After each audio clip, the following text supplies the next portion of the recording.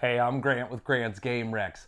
I'll be releasing my top 10 of 2022 video soon, and I'm also going to do a bunch of categories. Not just an overall top 10, but, top party games and top family games and stuff like that. So that will be coming out soon.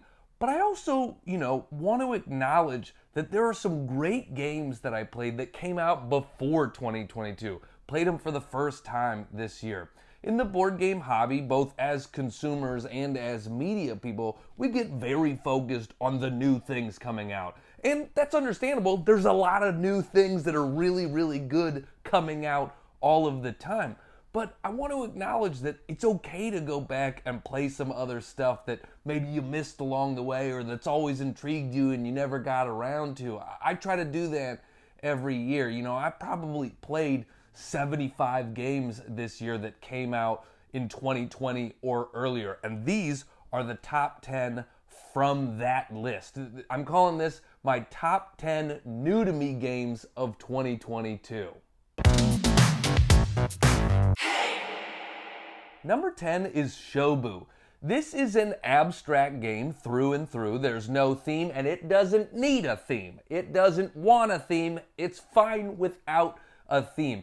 It is what it lacks in theme, it makes up for in gorgeousness. I mean, the components, these stones, these boards, these wooden boards, it feels like a game from 1,000 years ago, but it only came out a few years ago. If you're somebody that likes abstract strategy games like a chess or something like that, Shobu is right up your alley. It's very thinky, but also plays really quickly. You can play a game of Shobu in 15 minutes, then just reset and play it again. And, on your turn, you can do one passive move and then one aggressive move, and you're trying to knock your opponent's stones off of one of the 4 boards. So it's very simple, but man, even in that simpleness, you'll just be sitting there agonizing over what to do on your turn. I feel like it might be higher on my list than 10, except for I am very bad at it. That's how you know it's a good game, because I'm putting it on this list even though I think maybe in all of the times I've played it, I've won once. I cannot win at this game. I suck at pretty much all of the abstract strategy games. I'm just I ignore that there's another player. I'm like, this is what I'm doing, and then they do something to me, and I'm like, no, where did that come from? But I do think Shobu is worth checking out. My number 9 is On Tour. This is a game where you are rolling a couple of big chunky dice and then using the numbers, both sets of them. So if you roll a 3 and a 7, you're going to mark off the spot 37 and the spot 73. You are marking them off on a map and trying to build a route for a band. You are building a tour route. And one of the things I like about this game is it is a strategy game, but it plays up to 8 players.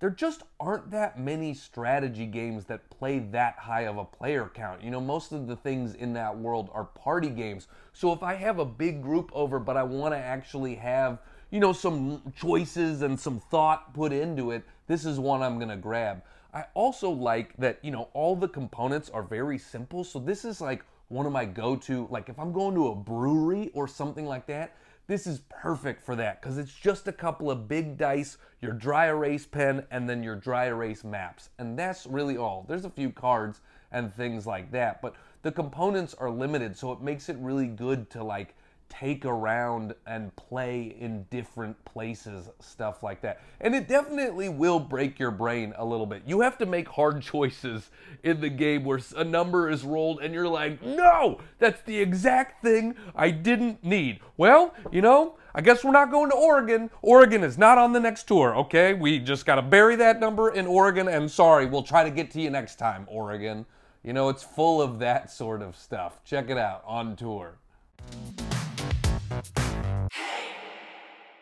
Number 8 on my list is Artemis Project, and from a purely mechanisms standpoint, this game is amazing. It's super high on my list for mechanisms because it is a dice placement game, but it's a dice placement game that does it in a unique way, and I feel like it's hard to do new things with mechanisms that are in a lot of games. But the way it works, when you put down a dice, you can put a higher number dice and then you're going to get that much of that resource. But if anybody comes along and puts a lower number dice, they push you up the track and you fulfill from lower to higher. So if you have a higher number dice, yes, you might get a bunch of stuff, but if all of the stuff is gone because there's a bunch of low number dice in front of you, you get nothing. So it is that really tough push and pull decision of like, do I want to put a 5 down there and get all of this stuff and risk it? Or do I want to put a 2 and just guarantee that I get something? It's really hard to choose. This game might be higher on my list, but you might, the reason it's not higher on my list is it can be a very mean game. If you're okay with mean games, then you gotta check this out. If you're a Care Bear and you're like, no, please don't hurt me, don't ruin my turn, then this isn't the game for you. And I am somewhere in the middle, and so this is a game I love playing, but I have to make sure I'm in the right mood for it. If I've had a bad day and someone's like, let me play Artemis Project with you, then I'm gonna punch somebody in the face. I gotta be in a good mood, I gotta be like chill, I gotta be ready for it. But if I am, it's a great game. Number 7 is Paranormal Detectives. This is a party game where one person plays as a ghost and everybody else is trying to figure out the story of how they died. You got to figure out the who, the what, the where, and that sort of stuff.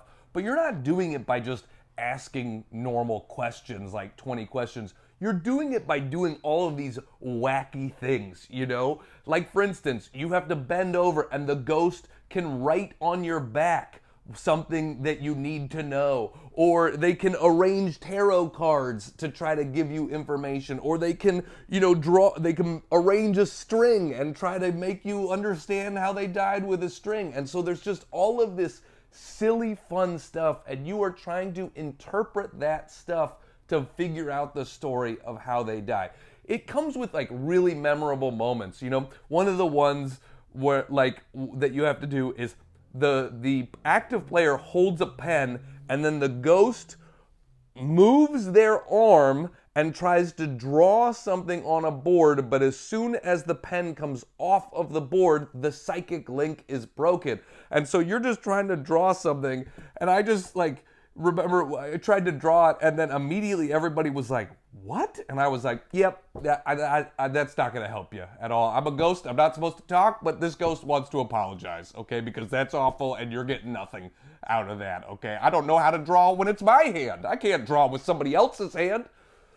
This is a game that I feel like I'm going to pull out every Halloween season from here on out. It's just such a silly, fun time for that season of the year. It's worth checking out if you like sort of silly, ghosty type of things.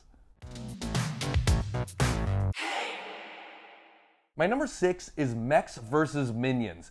If you like bad guys, this is the game for you. There are so many bad guys in the game. There are literally waves and waves and waves of bad guys. And as soon as you think, haha, we've dealt with the bad guys, there are more bad guys. There are always bad guys in Mechs vs. Minions.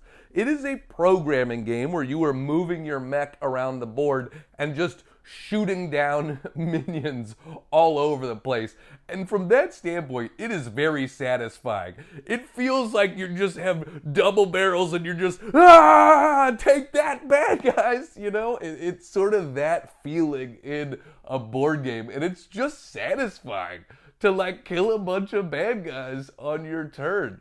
It's a campaign game where you can definitely work your way up and get more difficult and difficult along the way. It is also a cooperative game, and you will need to cooperate. If you don't, there's so many bad guys coming all the time that you really got to plan out your turns and figure out who's taking care of whom or any of that sort of stuff. But if you want, and the production value, you have to admit the production value in this is one of the greatest production values of any game of all time. All of the minis in it are super cool. Everything looks awesome. It's one of those games that just you're like, this is why I play board games. You know what I mean? This makes me feel impressed. My number 5 is Imhotep. And the thing I love about this game is it is so easy to teach, but has a lot of strategy in it. I feel like this is a game I could play with my family and things like that. Like, you could play this game with non-gamers very easily, but it still like has a lot of strategy in the game. It is real simple. All you're doing on your turn really is you're adding a block to a ship, or you're sailing a ship to one of the locations, and every location is going to score you points in different ways. And even though really all it is those two things, are you going to add a block or are you going to sail a ship, it is very difficult, because you can go, well, I'm going to add a block and then I'm going to fill up my blocks on this ship and then I'm going to get all the things that I want. I'm going to score so many points. But then on somebody else's turn, they can just sail your ship to an area you don't want it to go to. And then you're like, no, I was planning for something. And they're like, I don't care about your plans. I do not care about your plans. This is what I'm doing. And so you really have to, like, you know, it's that tough decision of like, man, I could push it right here and try to add a new block, or I could just play it safe and sail it to the place I want, even though I didn't fill up the boat, you know?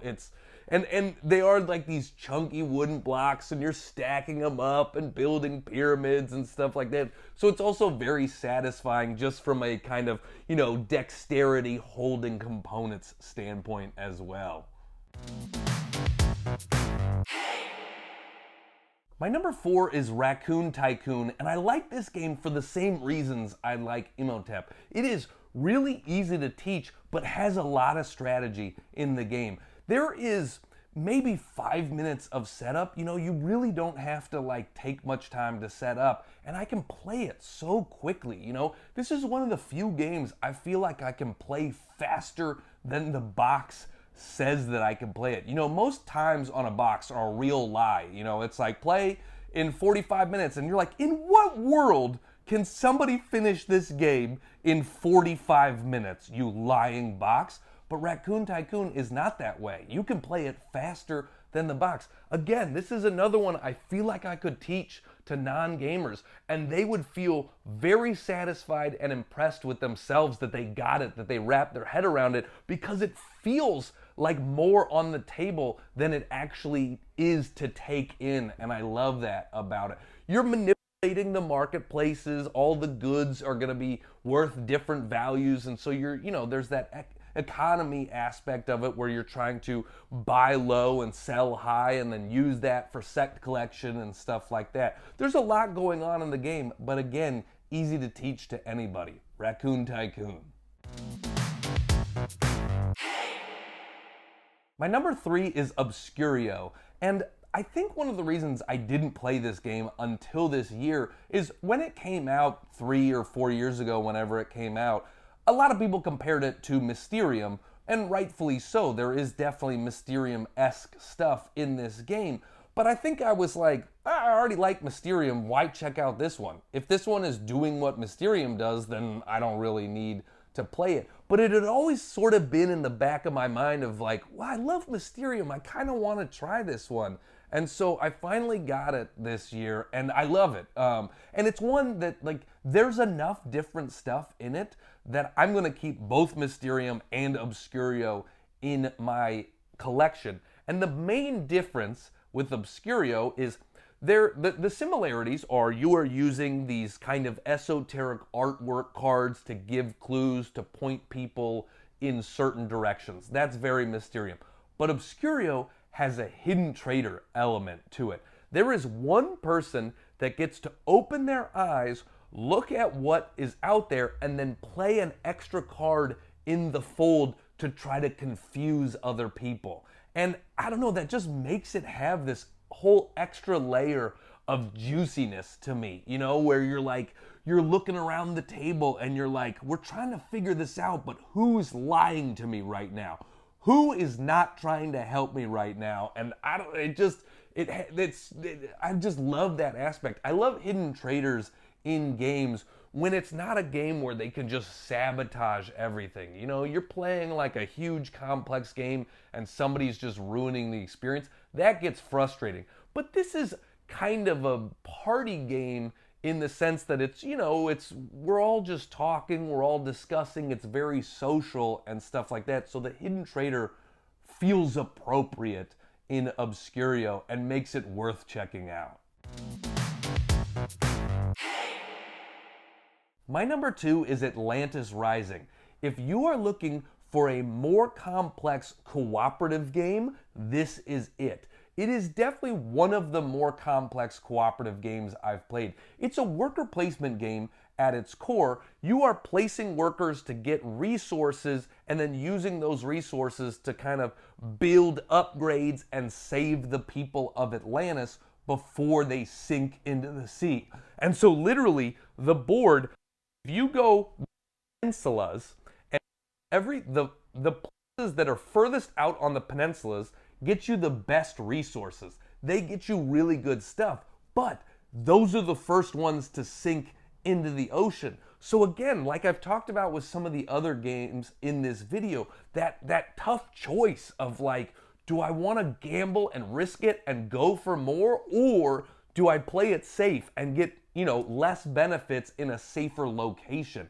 It's really, really fun. It's one of those ones that like, it works for a bunch of different player counts, which I like. You know, it's a great game at 2 players, and it also can play up to 7 players.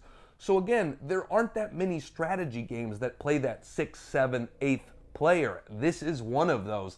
And it definitely feels very collaborative because you're actually not doing turn-based. Everybody is placing their workers at the same time and then getting benefits and stuff.